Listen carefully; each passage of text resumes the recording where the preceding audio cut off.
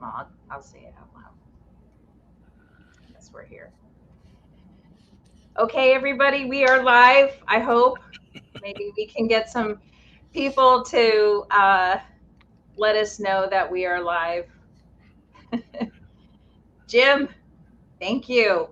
Thank you. I hope we're coming in loud and clear. Maybe you can kind of say that we are, but I appreciate you joining us today. And I'm so grateful that Rich could join us from Rags to Riches. We're praying for Maui. We're praying for Lahaina. My hometown, my childhood home is gone.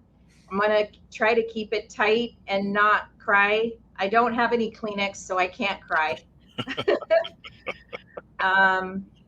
We are all at Maui Powder Works today. We're working and we're all kind of processing what's happened here on Maui differently. And so I'm very grateful that Rich is here to kind of hold my hand from far away and join the powder coating community, because I am kind of an extrovert, but I'm also someone that I need to get it out, and I want to share so much with you, because I want to give you some insights as to what's going on locally that you're not seeing in the news. Not to make it gory or anything like that, or because your national news, and it's great that you're paying attention to the news and knowing enough about it, but and there is some gnarly stuff coming out on the news, but there are some heroic stories. There's some just awful stories, but there's some survivor stories, and there's just so much. And it's human. It's the human journey, and that's what it's always been about here at Maui Powder Works, is sharing our journey. And I know that the powder coating community is so strong, and we face this inner strength every day here as powder coaters. And it's that inner strength that I need from you guys today, and to get us through this. So I need you guys to help me and join me today to kind of help us raise some funds. I'm going to share some of my friends' stories, harrowing stories of what they were going through. And some of the local posts on my Instagram that have saved, that we're kind of piecing together what really happened. So, Rich, thanks for joining me today and being brave enough. Yeah, well, it was kind of a last minute thing. You reached out and said, "Hey, can you join me tomorrow?" And I thought, it'd be a great opportunity for us, because I've had a lot of folks asking me questions. If I had heard from you or talked to you, or what's going on. We haven't heard from Kim on the podcast and whatnot. And so this is a great time to kind of let everybody know what's going on. And then also just to check in with you, like, how are you doing? Are you guys okay? Is the shop okay? Your family okay? How are you guys doing? Well, we're doing okay. I mean, it was a 9/11 moment for me. When 9/11 happened, and I hate to bring up 9/11, but being in Hawaii, by the time we woke up at 9/11, like half a day was gone already, like so much had happened already. And it was the same thing. My phone, it was like covered in so many messages, texts, emails. Hey, are you okay? Are you okay? Are you okay? And I was like, am I okay with what? And Right. Ross went to the iPad and he went to the Drudge Report, and he goes, Maui made the front news and we're in red on the Drudge Report. And I'm like, what happened? And so it started for me. It was like really hot. And it was like the air conditioner wasn't working. So I said, Ross, just turn off the air conditioner and let's just leave the windows open, because it was actually cooler to have the windows open than have the AC going. It was like one of those kind of muggy nights. And Right. it was like, just leave the, you know, and I didn't, I woke up kind of in the middle of the night and I could hear this guy running he was in his freaking souped up like car. We have like a grid patterned, um, where we live, it's all gridded out. And he was running up and down the streets, like up and Right. down, was going nuts, just high or whatever. And I could hear, and then he broke something on his car, right? So I just woke up right at the end where he was like trying to Right. break. and and then the next thing I remember is I kept smelling like smoke. And I'm like thinking to myself, it's a hell of a night to be doing smoked meats. Because we have a Right. lot of hunters Right. up country. Now we're up country. We're not in Lahaina. I've been talking at Right. length how much we moved out of Lahaina in Right. 2020. We don't have our business there anymore. We don't live, we live up country now, and our business is in Central Maui. And so I'm like, the winds are nuts. It's very gusty. It's a hell of a night to be picking to be doing smoked meats, bro. So Right. um, and it was really strong. So I was thinking somebody nearby has got to be doing smoked meats. But little did I know it was like a full on fire up country going on, and people were, already starting to have their houses being burned and stuff. There was two fires, one in up country, like high up country, Olinda area, and then one in like Kula, which is just above where we live. There was Okay. two of them, um, and so we thought that that was what was happening when we heard all this, buzz on our phones. Right. But then we checked the news, and that's when Ross went over to the Drudge Report and realized, oh no, it's Lahaina that's on fire. And then we started seeing Front Street and the pictures. And the first news report, and I was going to try to find it, was these two kind of bummy looking. One of the first interviews I found was local news, and it was at one of the first centers, shelter centers, and it was these two kind of bummy looking guys that were describing. Oh, let me back up for just a second, because at the night before, the last time I was on social media was Facebook, and it was 6:30 at night, and some lady I know posted, can anybody help? It was on like like a Maui 24/7, which is like just a community page, just to Right. kind of help, or, you know, like a police type page, or, you know, one of those emergency board type Right. community pages. Okay. And it was the strangest post I'd ever read in my life.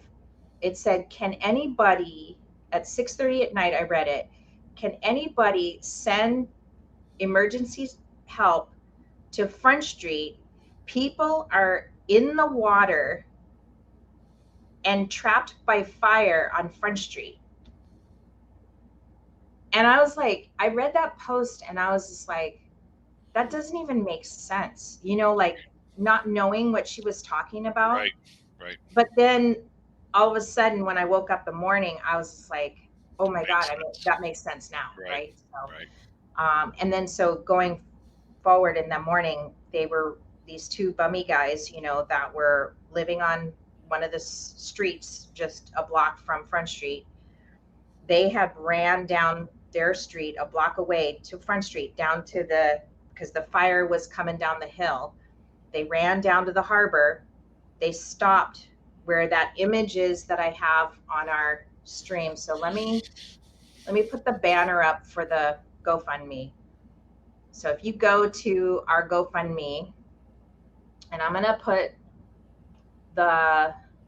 share my screen now, because I want to show you this image of why I picked this image of the GoFundMe too. So share the screen of, okay.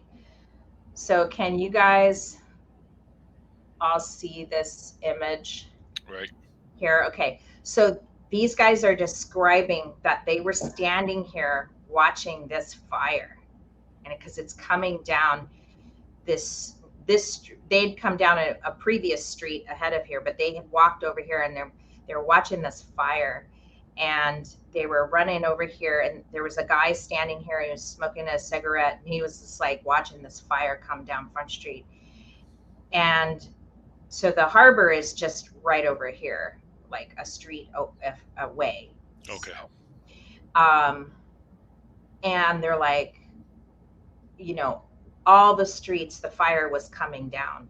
And they're like, well, aren't you going to come down to the beach? You know, it's safer down there. And he's like, no, brah, I'm just going to stay here.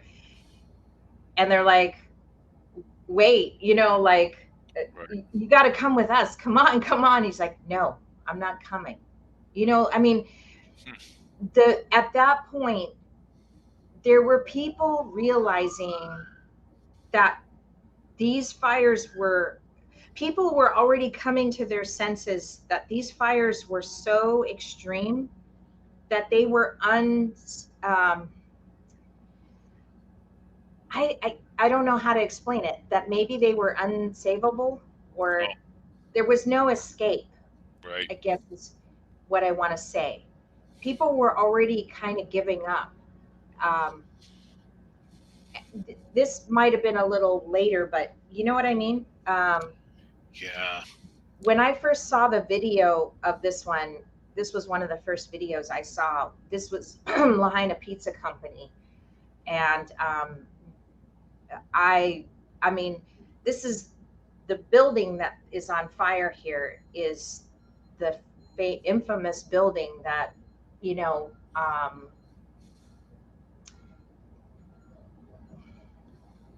Fleetwood Mac played in the Oh, 70s, right.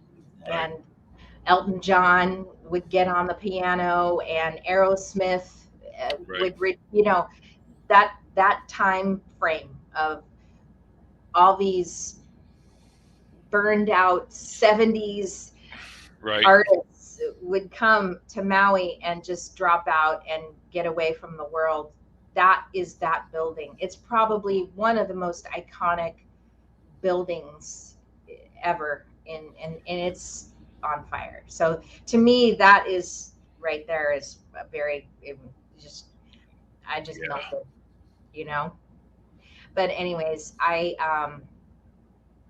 just want everybody, if they can, to go to the GoFundMe and donate Absolutely. what you can. $20, Right. 25. I mean, I can't even believe that people have already given so much and out in the outreach. And here's the other thing. I've got high school friends that I haven't talked to in, well, I don't want to date myself, but like 30, almost 40 years. Right. And people that have been following us all along, and have reached out to Ross and I and said, I'm donating and I can't, you know, I'm sorry I haven't talked to you, but, you know, I Right. follow you guys all the time. Right. And Right. it's great to talk to you again, you know? Yeah. Yeah. Boy. Tragedy will sometimes, it's a crazy thing, but you know, it's terrible, but it brings long lost friends and family together. You know, it's a shame that tragedies have to occur, but sometimes there's something good that does come out of the tragedy because it brings folks back together, Yeah, and reconnects. You know. it does. It does. I think we've all kind of, as far as how we've dealt with it, we've all done it differently. Like Rob, our worker, he was MIA last week. Mhm. Um, he was talking to Ross. I thought he was working, because he kind of part time sometimes for the tow truck people. So I just thought he was hauling stuff or doing something. He just wanted to volunteer and help. So him and his wife just went over there and did rescue Sure. stuff, I guess. But some of his stuff is pretty harrowing. He said some of the stuff he saw was awful. There was a man that, I mean, when he came back to work, I just hugged him. I just, I mean, I know he was alive, so, but he just had to be active. Right. Some people just go into action and they have to be active, Right. I Right. guess, was his response. Um, he said that one of the first things he saw was a man sitting on his front porch, in a chair, just sitting, burned to death in ash, just in his, just sitting there, like as if he was a statue. Right. And that's the kind of stuff you're seeing. Yeah, it's terrible. Terrible. Today's news or headlines, or last night's headlines, was the government is finally copping to the fact that there's a lot of children in bodies I'm sure. or dead. Terrible. Um, but there's a lot of old people too. I mean, I know it's easy to be okay with older people. They lived a life, or it's your grandma and grandpa. Okay, maybe less, but children, that's rough. Yeah, that's the magnitude of the tragedy is, is overwhelming, and whether it's an elderly person or a child, it's a terrible, terrible tragedy, and so you can't minimize life, whether someone is elderly or in their prime, or a child, to Yeah. lose the life in that situation. No circumstances, just horrific, just horrible. Ross is sort of more of the um, he's kind of the internal kind of guy. He just internalizes it. um, he doesn't want to be on he doesn't want to be on the podcast, or I know he has something important to say or whatever, but he just doesn't want to be on the show right now. Right. Me, I'm kind of like a little bit of both. Like, everybody that reached out I mean, I was just so grateful. I mean, like the first day or two, like I couldn't believe my phone was just everybody's phone's just blowing up right now. I mean, everybody on the island is just phones blowing up. Are you okay? Are you okay? And it was okay for the first day. I had people from like our fans, like South Africa, like everybody was just everywhere. And of course I'm everywhere on social media, from business page to Instagram to whatever, and it's just too much to even answer sometimes when the phone blows up. But Right. um, if I'm slow to answer, just be patient. But come like Thursday, Friday, I just couldn't answer anymore. I mean, I had GEMA reached out, Powder Coating Institute reached out, SEMA reached out. um, Tiger reached out, Columbia Coatings, Angela from Columbia Coatings reached out. I mean, so many individual powder coaters reached out that we know. Right. Right. You reached out. I mean, just so many companies reached out. Goyer Management reached out because they run PCI and they run the Powder Coating Tough magazine. I mean, just like, I Right. can't believe.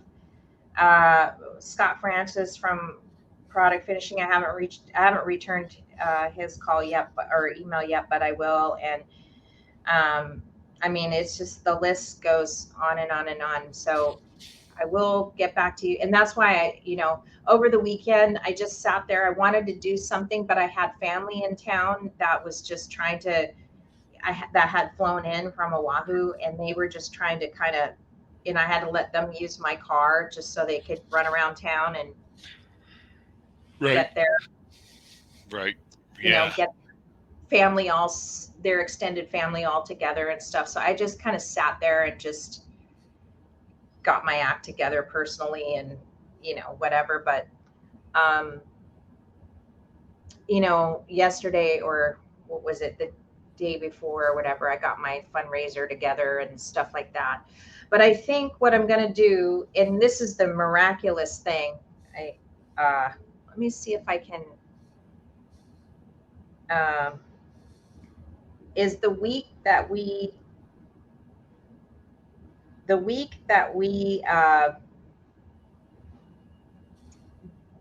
the fires happened.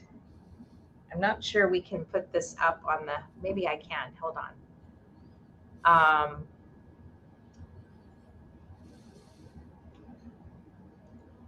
The week that we did the fires. I Yes. don't know if it's doing this. Why is it doing this? Um, we did a powder. We did something with our patina powder coat, Uh-huh.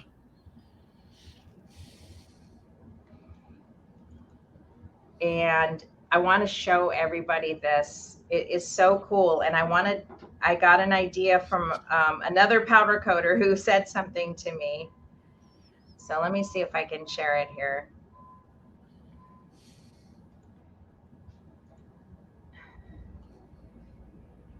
Um, Sorry, I'm a little all over the place with my tabs. Um, this is the coolest thing. So, and it's kind of so ironic, like with um, I don't know why. Oh, entire screen window. Oh, here we go. Can you see the Oh tree? yeah. Yeah. The banyan tree. Yeah. Yep. Yeah, it looks like a banyan tree, but this was actually going on a fence or something, or some kind of gate. And Okay. Ross did the patina powder coat on it. Okay. I gotcha.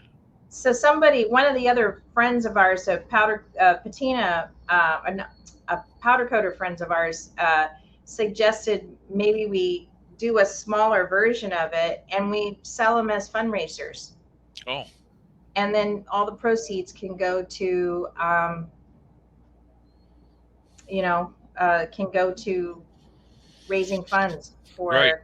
Right. I'm like, wow. So I called the people that did this, and they're going to get me a bid for that and see if we can't, if anybody knows that the infamous banyan tree got burned, and Right.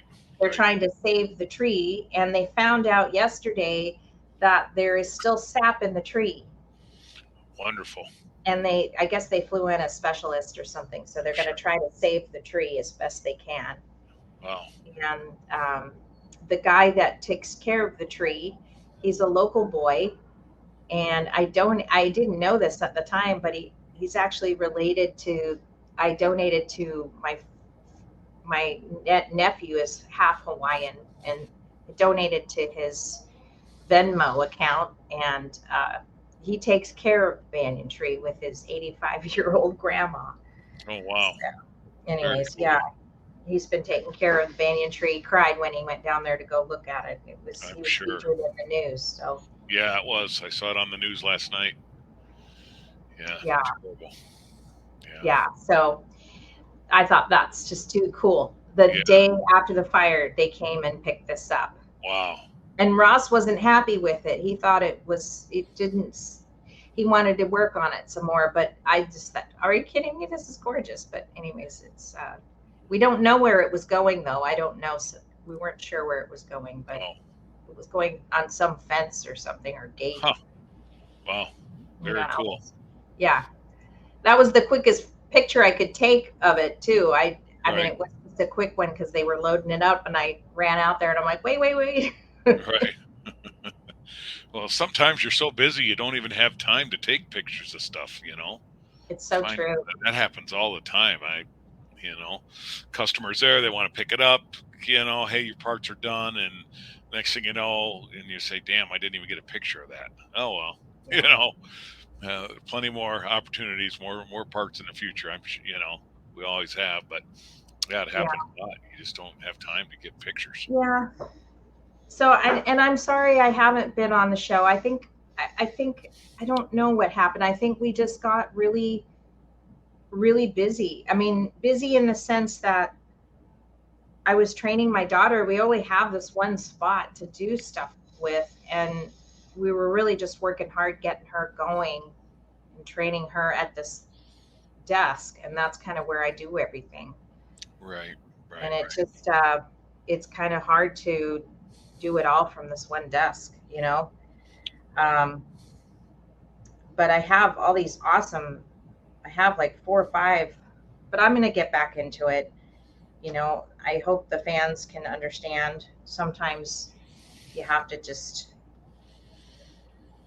I don't know. I don't know what my fans think. Well, you know, um,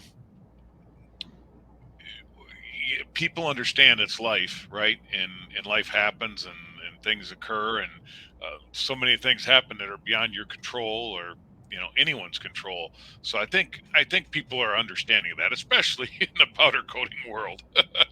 you know, eh, we all know if it can go wrong, you could do that job 100 times, and Right. 101 time it's a disaster. And it doesn't matter whether it's your first day on the job or whether you've been coding for 10 years. And that's kind of what happens a lot of times, in just our everyday life. You plan, this will be no Yeah. problem, and then monkey wrench gets thrown into things, and you're completely sidetracked, and you've lost track of time. Your agenda is completely screwed up. And how do you get back on track? And Yeah. that becomes really hard. All these things are in motion, and you're just saying, wait a second. 2 weeks ago, my life was great. Everything was easy. It was rolling, nice and systematic. But now, trying to get back, I was doing my podcast and editing and getting ready for this one, and now, you know, things just kind of get thrown up in the air, and you got to just take a deep breath and reassess and get your priorities back in order, and you know what, get organized, and organization is the key to it, and then start at Yeah. ground zero, and drive forward.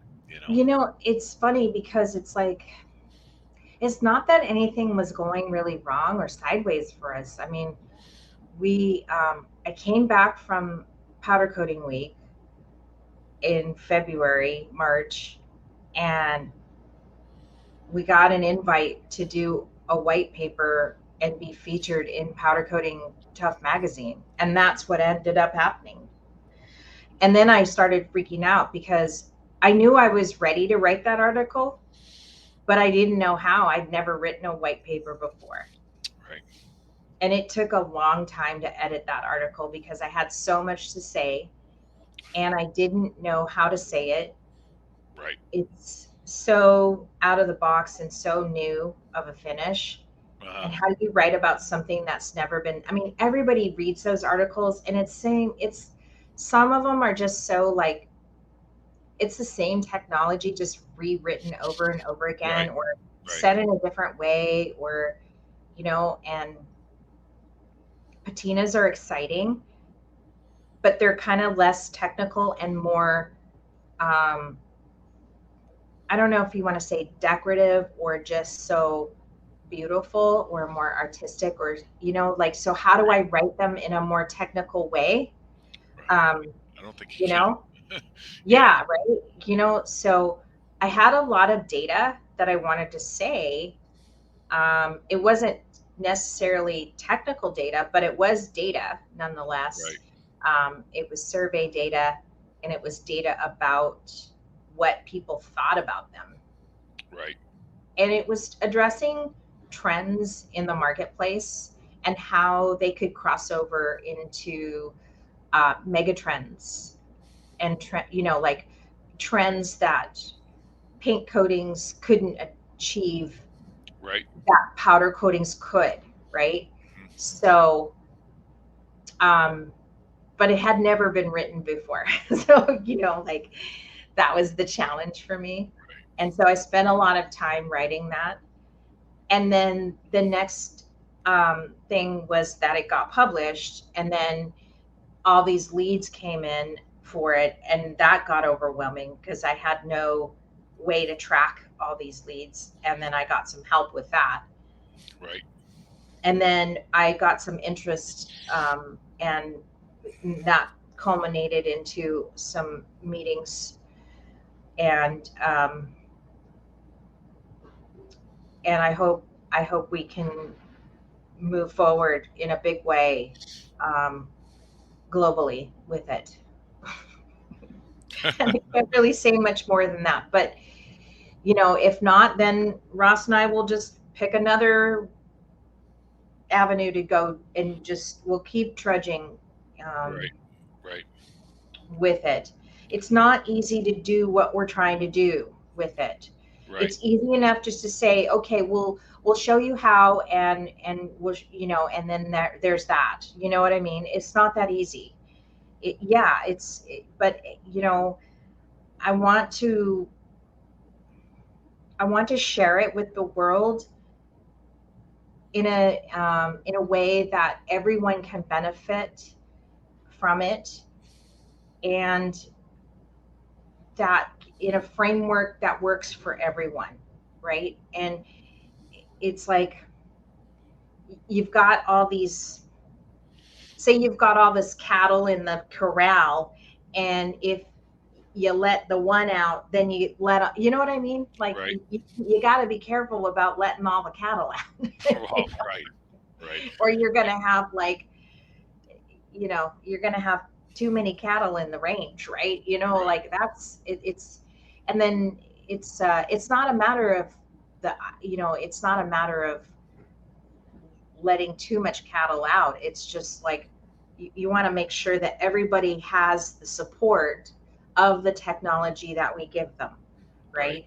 Right. And it's not just North America, it's Europe too, that we're having to worry about. And that's the problem, is it's so broadly needed and broadly wanted. Sure. How do we approach each market when each market has different needs? And that's what we've discovered, and that's what our meeting was about yesterday, Interesting. and stuff. So, because powder coatings are needs are different in different regions, right? Absolutely there.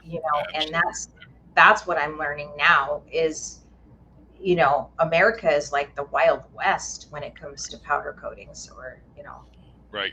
whereas Europe is like, yeah, we like our powders like this and like that, and we only like them through this way, Right. and you have to be specified, and we like our bow ties like this, and Yeah. then you've got like, weehoo, we like it anyway we like. Right. Right. Mr. Toad's Wild Ride, Right. so, like, how do I develop a product line around all of those different kinds of people? Yeah. And you can't. All you can do is kind of have. Uh, I guess you'd say just a basic format, and then however, for those that want to take it further, they take it further. For those that are happy with the baseline, they use the baseline. For those that it's too much, then you have to take it down a step. But I don't think that one size is going to fit all, and I No. don't, and I definitely know, having spent better part of my whole last 20 years traveling the world.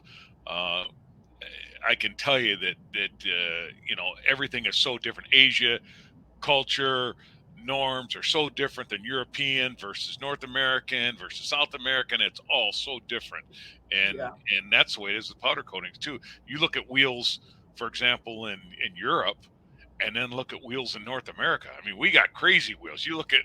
Go to Germany, or go to Amsterdam, or go to France or Paris or anything. It's silver. It's silver. It's silver, and it's silver. So I mean, I, I shouldn't say that. There are some of the sports cars, yeah, a little bit fancier, but for the most part, wheels are silver. Yeah.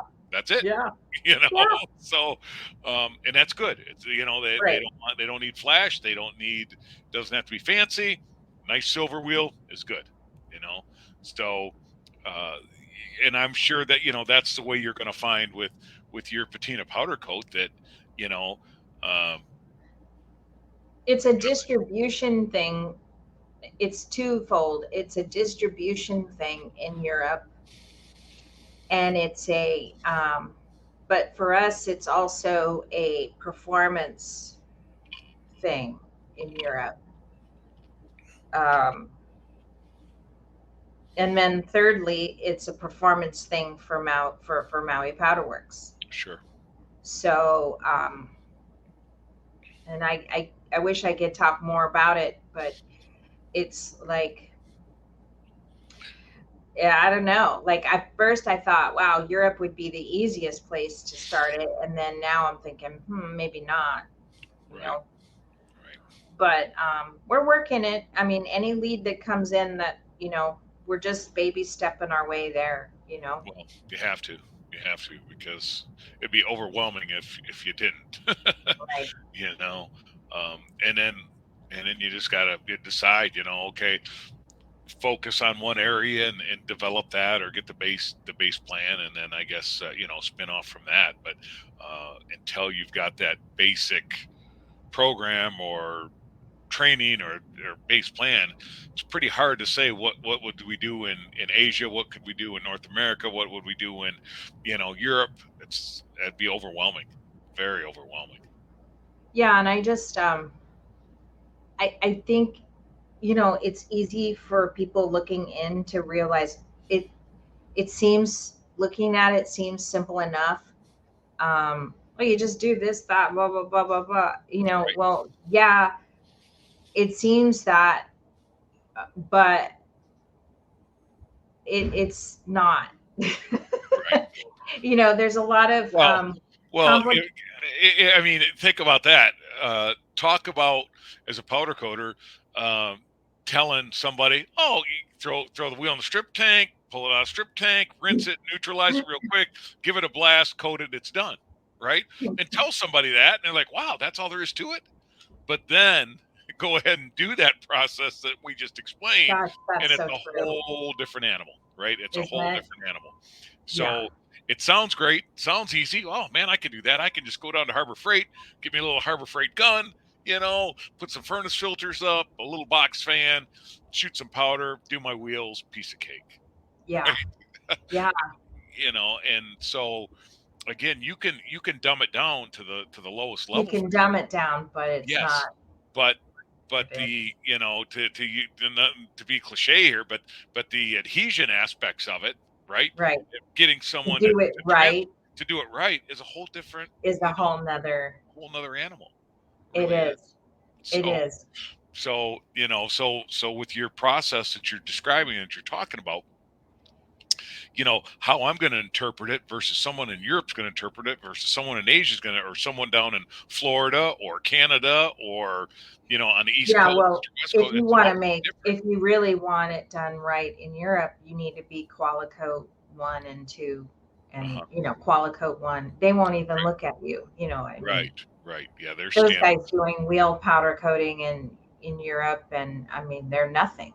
Those Right. are like little gnats to them, you Right. know.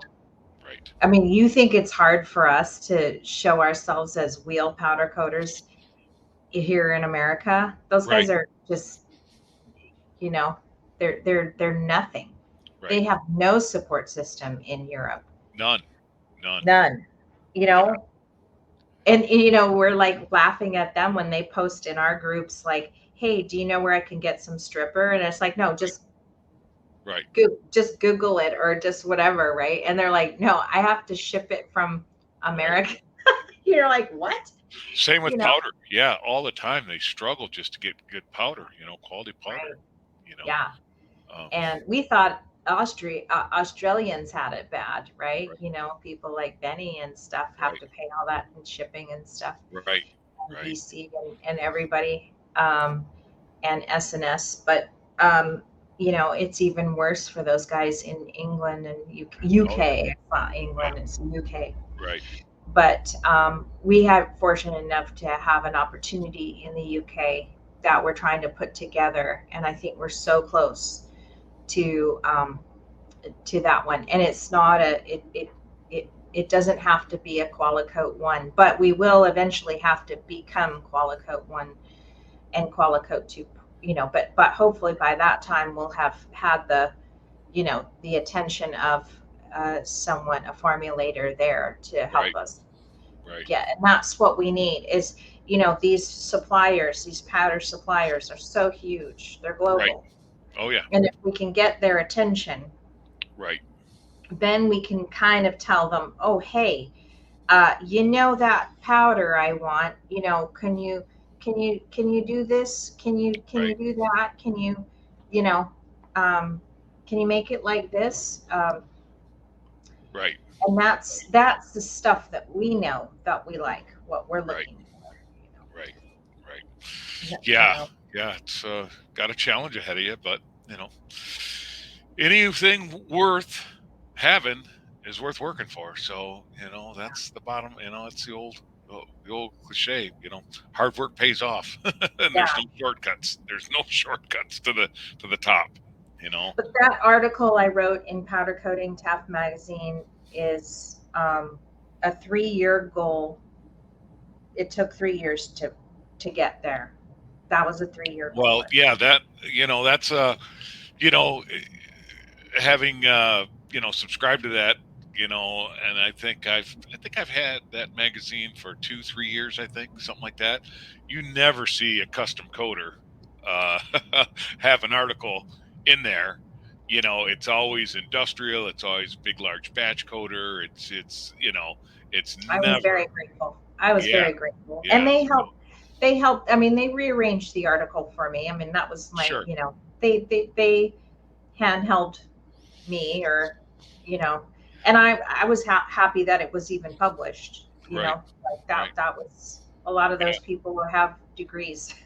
Yeah. Well, it's a big boost. It's a big boost, So to your I was business. very, very Yeah. grateful, and will Yeah. always be grateful for that. Yeah. For sure. So, For um, sure. but moving on, I don't know what else we want to talk about, but I do have some, you know, uh,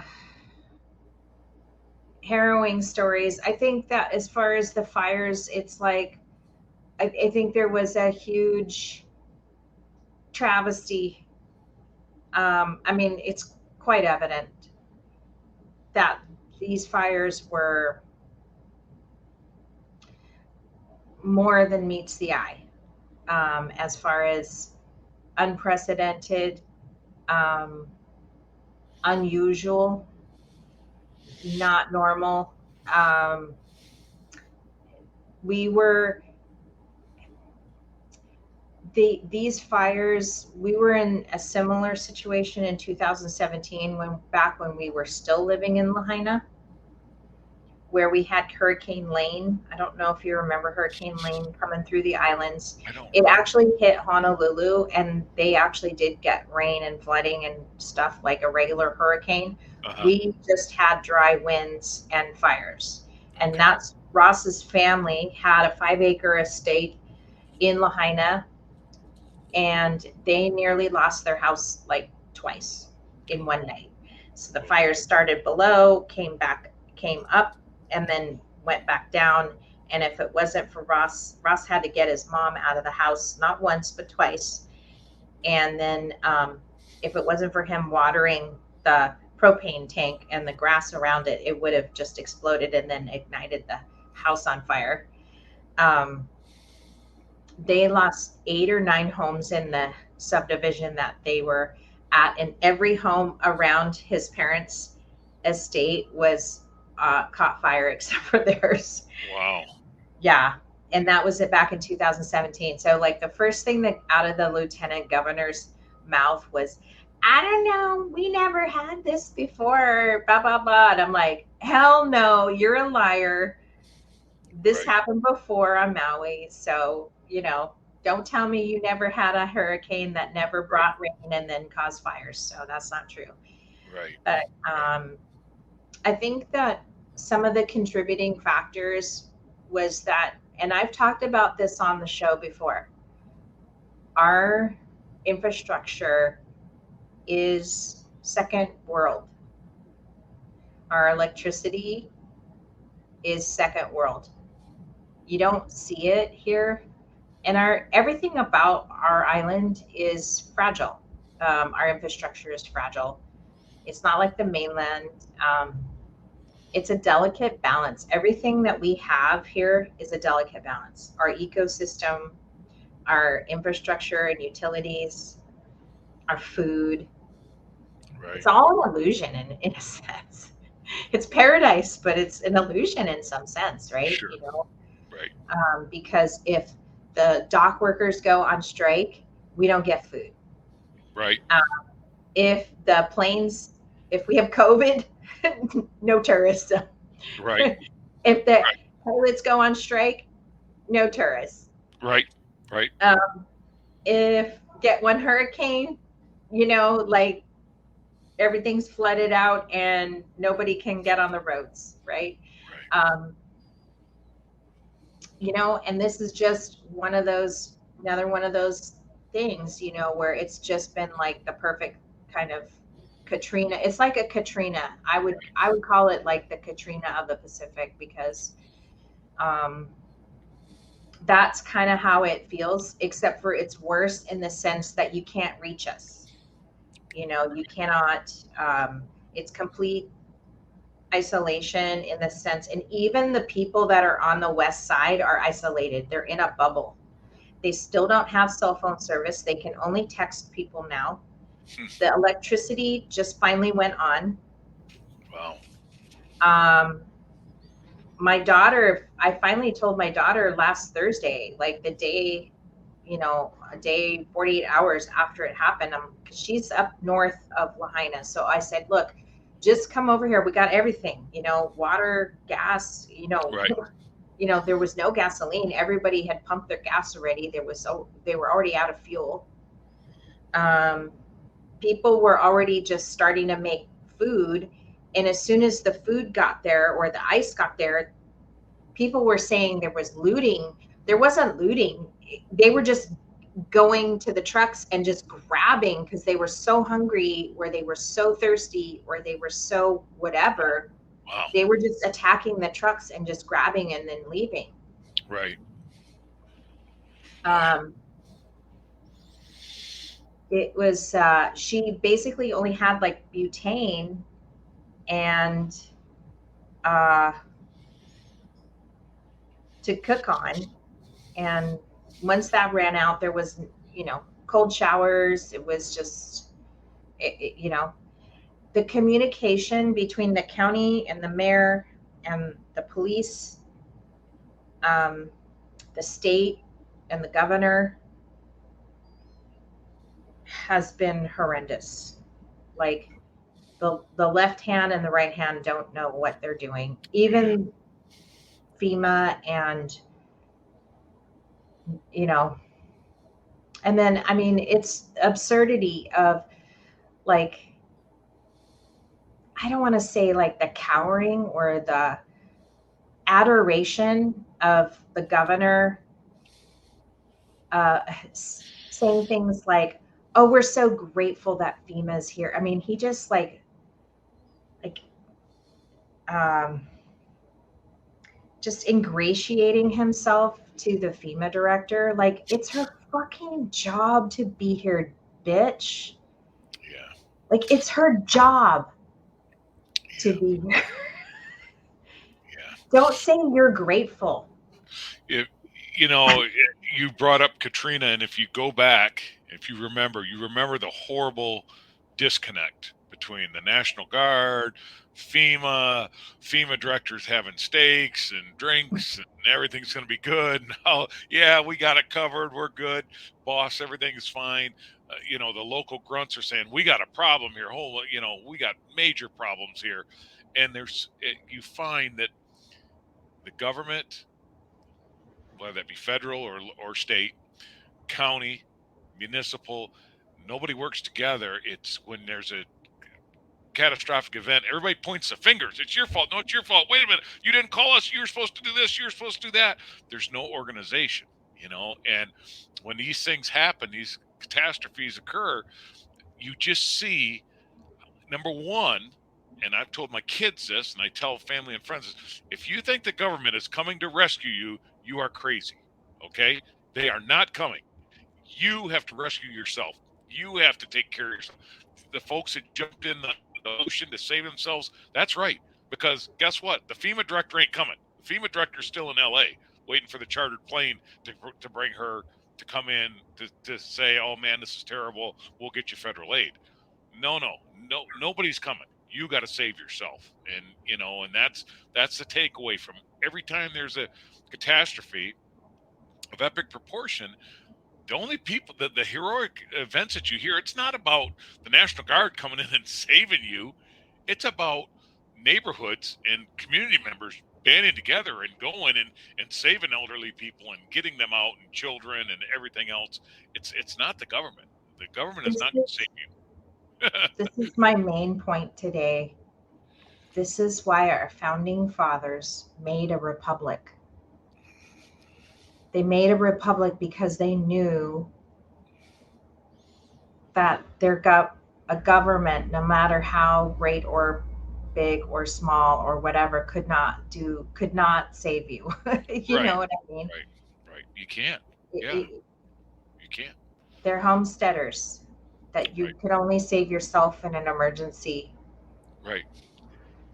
And Buggy, I don't know if anybody's watched his videos. Buggy saved the. He didn't save the Methodist church, but he saved his auntie's house behind the Methodist church. But the Methodist church was his church, and part of what Buggy was saying was, Buggy's the kind of guy that has he's real scary looking because he's got the tattoos all over his face and Right. like everywhere. Uh-huh. And heart of gold though. Yeah. And he went and had to put water all over his auntie's house and stuff, and that's the only reason why his auntie's house was saved, was because he put water. And even the preschool that's behind the Methodist church, which ironically was the preschool that Alexa, one of the preschools I think Jessica went to, was partially saved. Um, he goes, you cannot blame people that left their loved ones behind, you know. And I have a friend who, I'll show you her story today if there's time. She had to do that. Yeah, that's tough. My friend Lori, she is, she's a stout Lahaina woman, and she born and raised and will do anything for this community. And she's very well known in this community.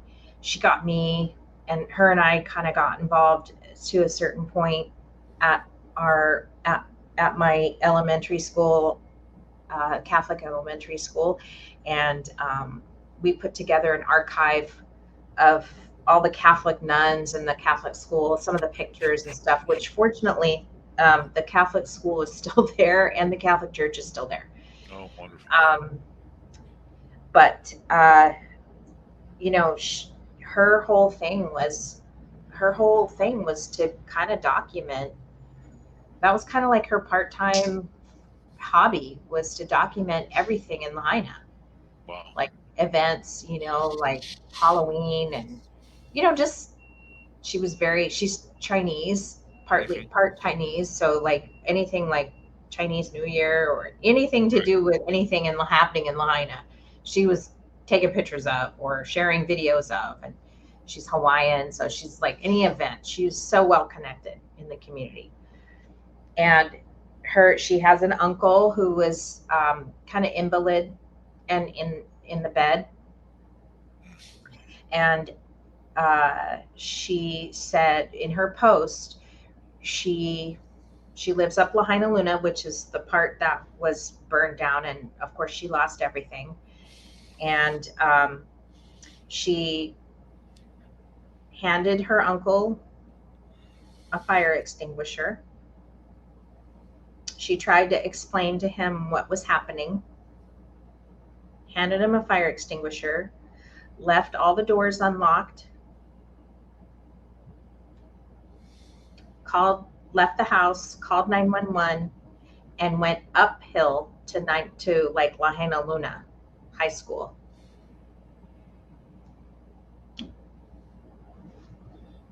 Wow. It's terrible. She had to leave him there. Yeah. And I have a video of her. Um, I mean, she's been off kind of, she said she's off the grid because, like, it's hard, probably hard for her to even talk about what she had to do. Well, of course. Yeah. Yeah. That's not easy for anyone to have to make that choice or that But decision. yeah, she had to make that choice. Who would you be able to make that choice? You know what I mean? Yep. Um, but here's a video of like what her now. Fortunately, her um, uh, fortunately her let me close this. I mean, her again, her um, her uncle was kind of older, you know, but and had lived a long life, but still, like, doesn't make it any easier, right? No, it doesn't. Definitely does not. Terrible choice. Here's her one of her videos here. Mm. That was her leaving her house. Wow. How how hard were those winds blowing? 80 Wow. plus. Wow. Oh my goodness. And you have to realize they were reaching degrees of 1,000. Jeez. There Mm. were people in, I mean, there were people in, I mean, if you were burned alive in your car, you were burned alive at 1,000 degrees or more. I mean, the fires alone were 1,000 degrees. You're right. Wow.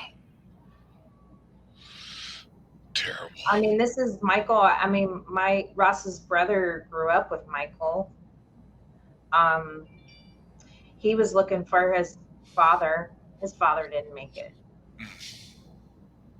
Thank God, Irene. Irene used to run the Ace Hardware in Lahaina. I used to see her every day. They're alive, thank God. But I think their house burned down. Um, I mean, these are all friends I grew up with. Heidi, Mary. These are all people I know. Here's Angie. Angie's parents were the first people to perish in Lahaina. They were the first people that we found out that died in the fire, and they died at home. They got stuck in their house, Oh. and they just started. Angie's dad was one of the first people to announce that they announced yesterday as one of the first people. Like they did a DNA thing, Right. and he's one of the first of the 106 that they've announced that have passed away, and they've DNA matched. And she's an ICU nurse, Oh Lord. but both of her parents died. I mean, this is somebody I grew up with in Lahaina. This is Patrick. I'm hoping he said he'd come on the show. He's like one of the first. This is his Halloween costume. Um, he's like one of the first people. In fact, I'm gonna see if we can head over to his Facebook page because he was like one of the first. Here, this is like one of the first. This is his video of his house burning. Oh. Um, that's it. That's what's left. And everything was burned. We used to live across that. There is my old house, right? That's him. That there is my old house across from him because we used to live across the street from him. And that old house across the street is where my friend, because when we moved out of that house, my friend moved into that house, and that house is gone, and my friend lost everything in that house. My friend Andy moved into that house. But what's interesting about Patrick is I don't know how Patrick managed to post this because there were no communications. It's a miracle that he managed to post this at 1 o'clock in the morning. We don't know because how he managed to get this out, because effectively there were no community. It was a miracle because he was like one of the first people to post out of Lahaina. Huh. And so it was nice to know that Patrick was alive, right? But he was like one of the first people to know that he was alive. It was crazy. Well, I guess. Yeah, it is super crazy. But yeah. And Patrick is, oh, I have to show you this other one. This is, okay. Can you see this one where it says Tim Tompkins? I don't know if you can see this one. No, I'm not seeing that one. Oh, okay, wait. Okay, let me share, stop sharing, and then I'll reshare.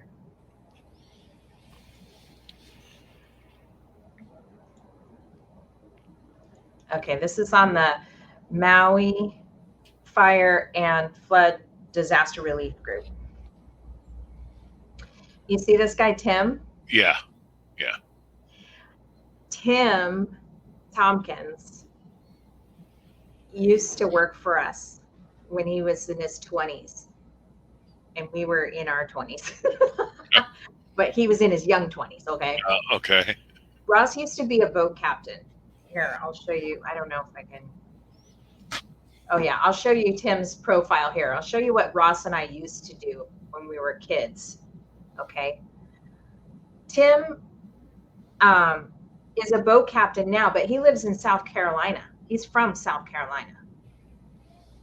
And we recently reconnected with Tim a year ago. Actually, I reconnected with Tim a week before Ross got into his horrible motorcycle accident. And I was going to send him a picture of the boat we all used to work on. Okay. And stuff, because we used to do boat charters and stuff out of Lahaina. Gotcha.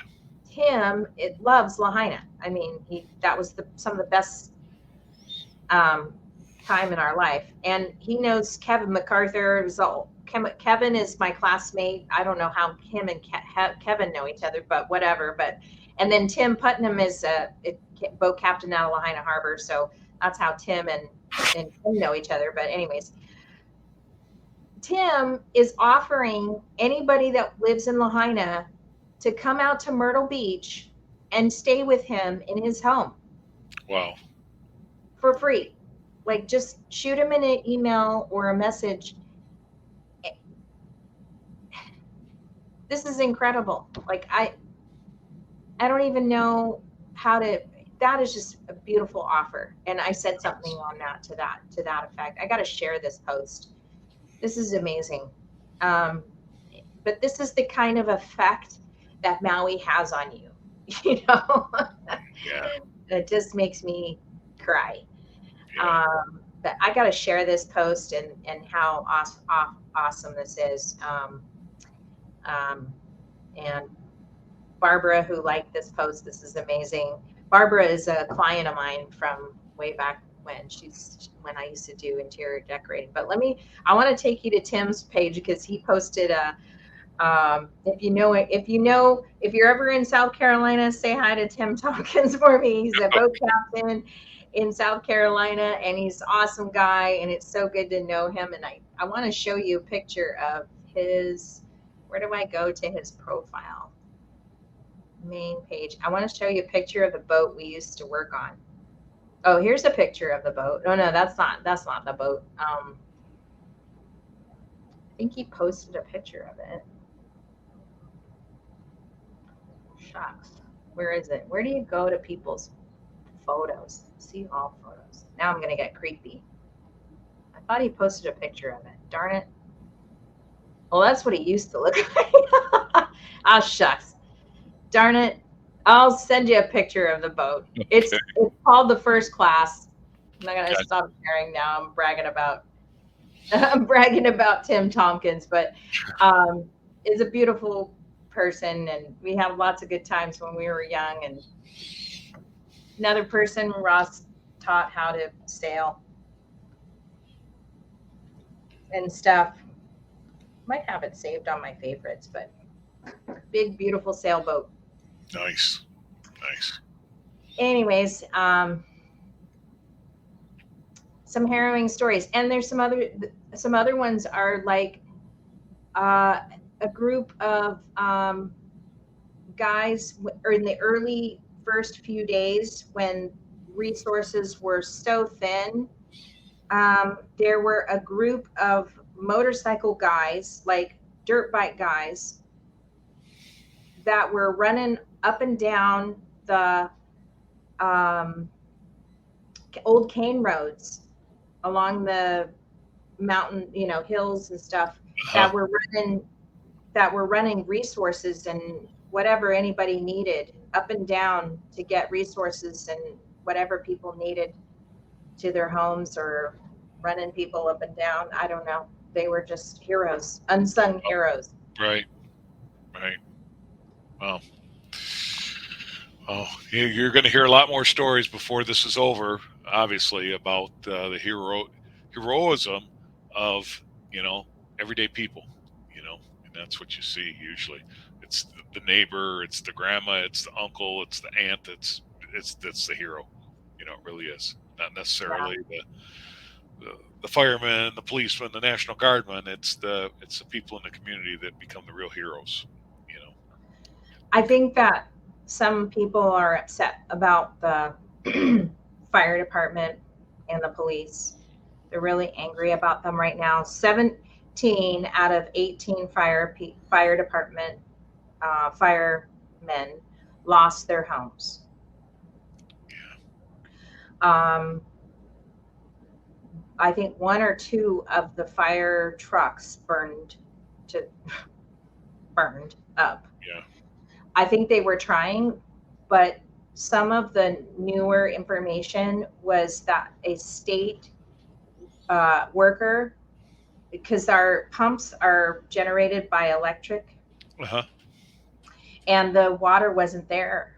They had to turn on a pump, and the water wasn't there. So early on in the fire, um, there was a earlier fire, and then it got put out, but then it was still smoldering, and then it reignited, and then they didn't put it out. So a bunch of construction workers brought up their water trucks, and they tried to put it out, but then they called up the state guy, and he was being kind of stingy or something with the water.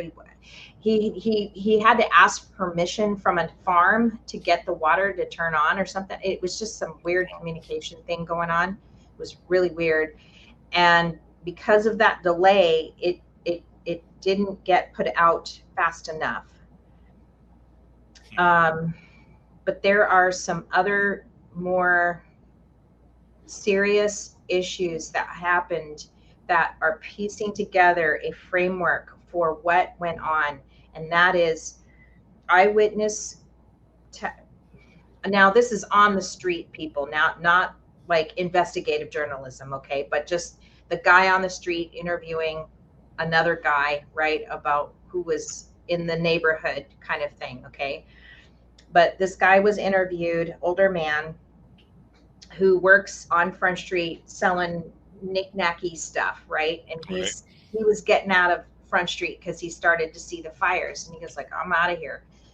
And so he was walking north out of town, and he saw a lot of traffic leaving Lahaina because of the fire. But he also saw a cop car blocking traffic out of town. And the reason why he was blocking the traffic was because there were electrical wires down. And so a lot of cars were trapped going out of town because of electrical wires. And a lot of people were blocked to leave. And that blocked other traffic from leaving and people getting trapped in cars. Oh, There's one, um, and I don't want to drag this on too much, but there is one, because I know you've all seen Um,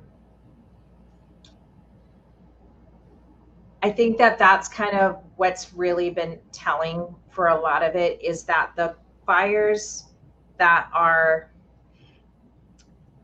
there's a lot of the fires were kind of coming down from all three valleys, and that's what's perplexing me as a resident, a former resident. I've never seen fires like this before. Usually, even during Hurricane Lane, when we had that one fire, it was just in Laniapoco.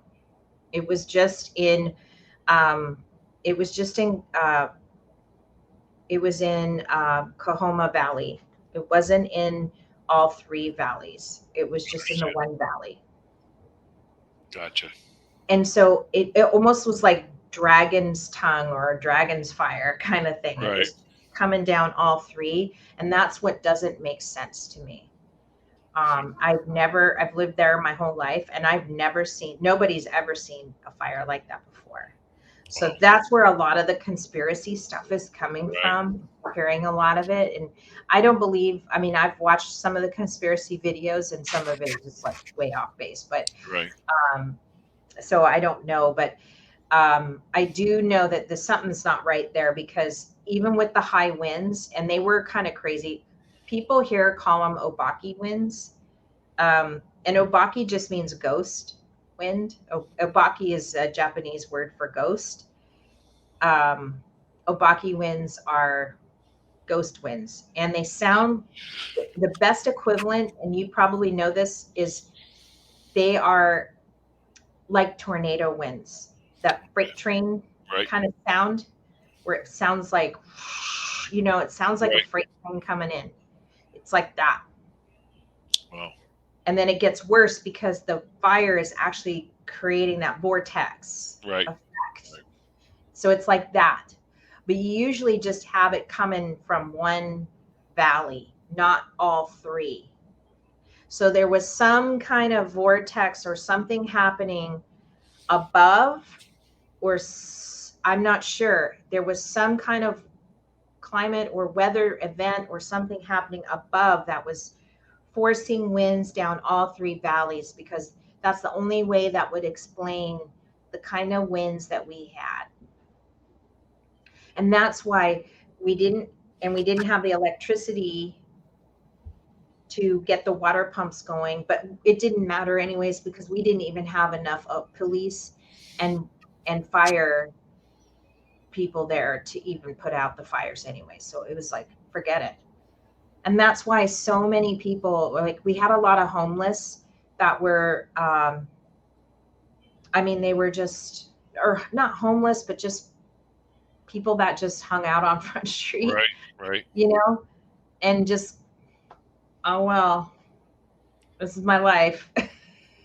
Now, we did have one lady, and this hasn't been confirmed, but this might have been, this came out on Facebook, um, not Facebook, but Instagram this morning, and it might just be connected. I'm not sure. But early on, we heard that there was a lady that had a baby down by the harbor, and she handed her baby to a fireman, and then because she had to jump into the ocean to live, so she handed her baby to the fireman, and neither her nor the baby nor the fireman have been seen. So we're not sure if Really? that's a story, or Right. because we don't know now. But one story came up on Instagram today, and it is a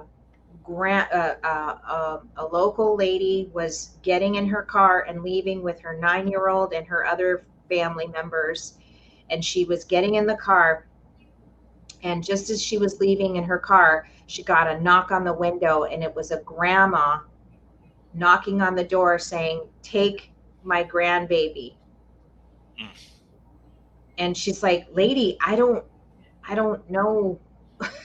Right. What do you mean take your grandbaby?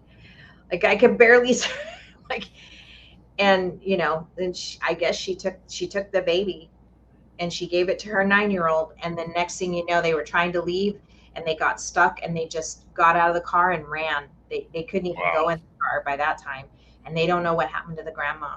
So Mm, somebody, so that's when you're seeing stuff about kids and grandmas and stuff. What it is we have a lot of people that work 2 and 3 jobs here. We have a lot of immigrants and a lot of we have a lot of immigrants that live here, but we also have a lot of people that struggle to live here, and they have to work in hotels and right. multiple jobs. And that's why a lot of people have unattended kids. As far as like they were out of school or whatever, they weren't out of school. They were already out of school. There was school. It was 3:30, 4 o'clock in the afternoon, and they were already out of school. The only Nice. schools that didn't have school that day were the kids up country because of the upcountry fires. And Mm, those people lost 15 homes or something like that. So it was wow. Kamehameha, Seabury, and a couple of elementary schools in my area that didn't go to school that day. All the Lahaina schools had school. Mm, They were just out of school already because it started at 4 o'clock or 3:30 or something like that. But basically, I think it was a down telephone pole wire that started a fire, and it just because of the winds, it just took off, and we have really wow. dry grass, Yeah. and it just happened really fast, and we have 200-year-old whaling town Right. with a lot of lead paint and a lot of Right. Wood cinder, structure. Yeah. Yeah. and at the same time, do I think a lot of billionaires and multimillionaires have secret agendas and plans to make something out of Lahaina into something more? Yeah, I kind of do, Yeah.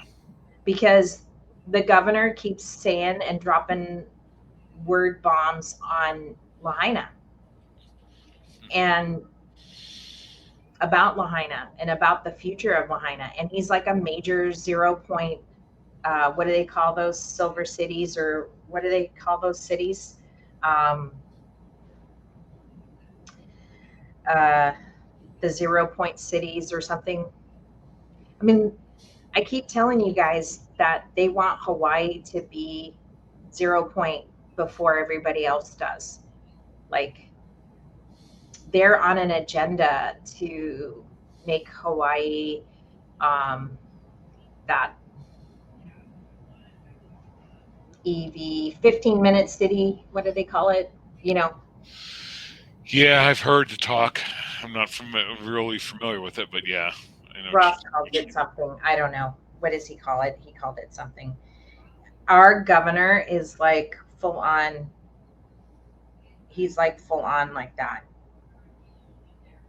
And the Democrats are fully into that too. Like, and Hmm. Hawaii is committed. I think we're supposed to be 5 years ahead of the Agenda 21, where they want all of us to be 0 point and all this stuff. So if you think about why all these people are moving here, I mean, a lot of people like that are moving here and building homes here. Smart cities, that's what it is. Smart cities. Right. Um, it Interesting. when you connect the dots that way, it does make sense. And a lot of people, they're saying, and I don't know if it's 100% true, but I imagine a lot of them have been called to sell their lands and Right. stuff. So I think there is some, it might be getting blown out of proportion, but I think there is some people that have been called to sell their land, and opportunists and stuff like that. Right. There is some of that, but it's too chaotic now to, you know.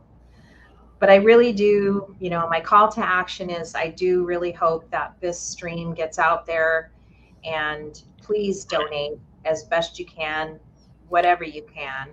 For sure. For It's sure. painful. It's painful to watch. I know. It's not your neighborhood. I understand. Um,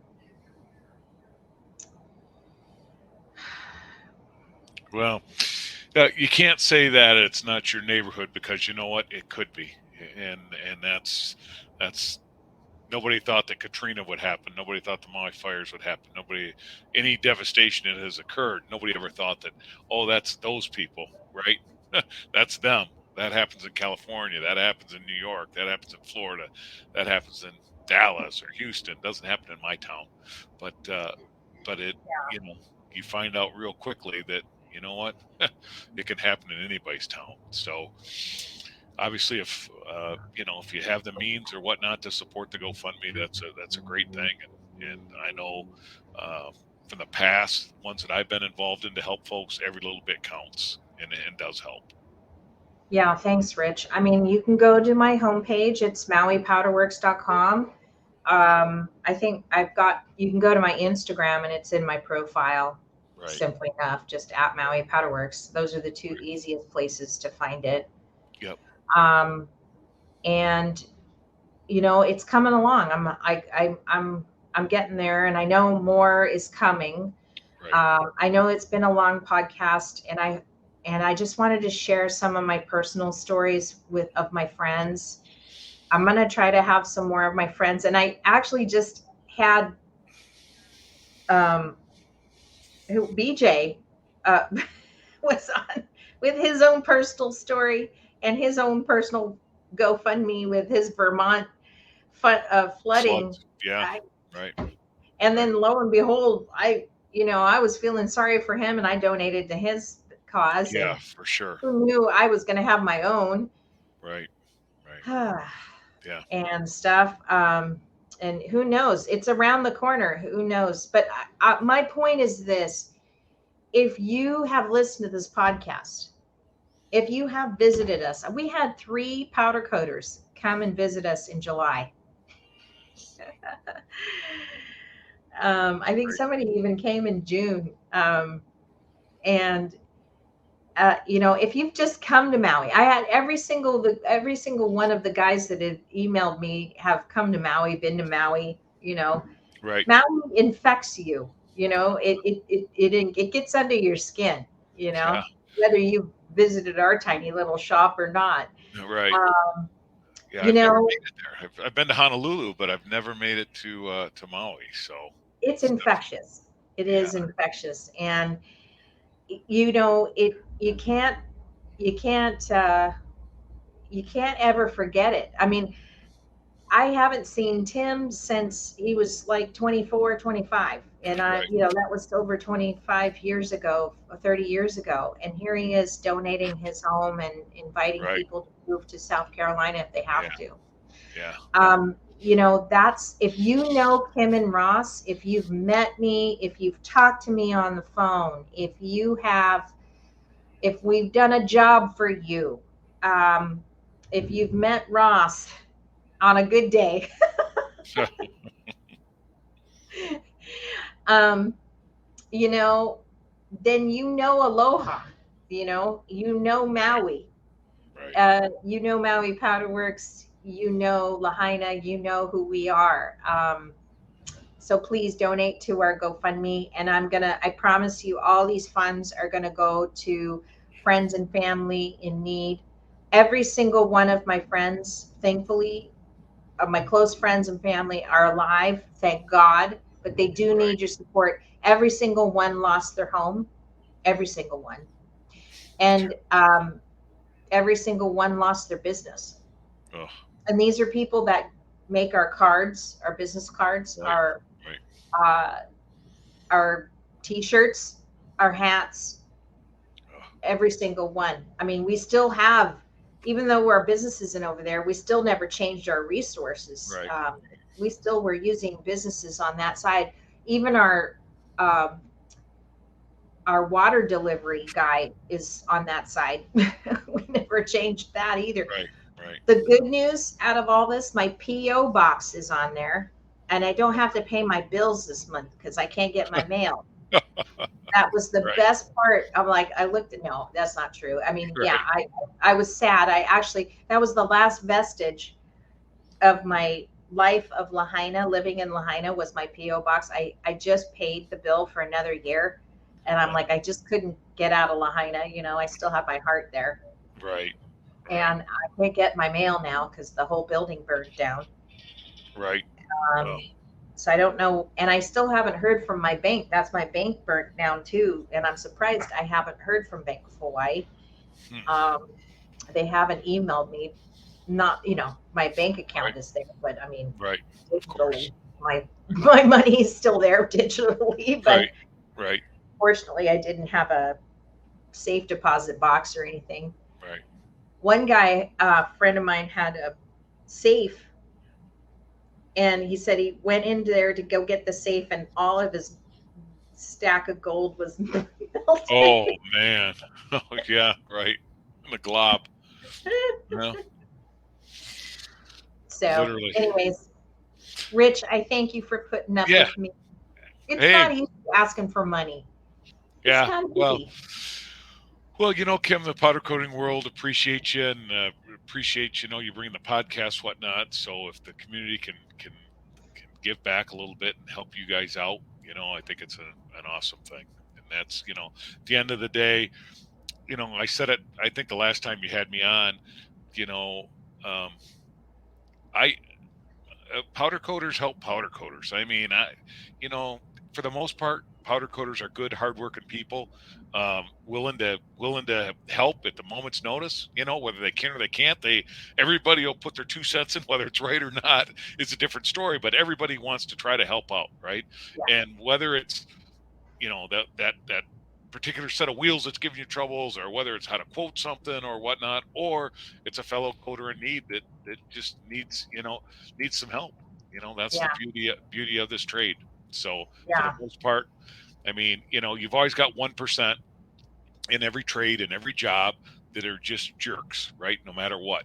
But the other 99% of the folks that are professional powder I coaters, like to think that they're just misunderstood. Like, misunderstood. maybe they're just, looking at things a little, they look at things a little different, Yeah, and well, that's the way the world is. That 1%, yeah, 1% of the world that has 99% of all the problems, right? That's typical. That's what you see. The other 99% of the world is doing what they're supposed to do and helping their fellow man and living by the good book and the good word, and yeah, so yeah. So if we can give back and help out one another, obviously this is a prime example of some yeah. folks in need that we can help out. So I hope so. I mean, these people certainly need our help and stuff, but my family's safe and Ross and I are safe and that's hopefully our livelihood is safe. I don't know. I mean, that's yet to be determined. Right now we're okay. We're finishing right. up a large job, but the phone is quiet Yeah, right. Right. and Understandable. it's a three-legged chair. So Right. cut Right. one of the legs off. I don't know, Right. Right. Yeah. but we'll see what happens. So I appreciate Okay. your time with me tonight, Yeah. and Of course. I love and miss everybody. And I will get back on more often. And you might have to put up with me talking about Lahaina a little bit longer, but I promise you, we'll get back to powder coating and get out some more content. Sounds good. All All right, right. take You care. take it easy. All right. Talk to you later. Bye. Bye.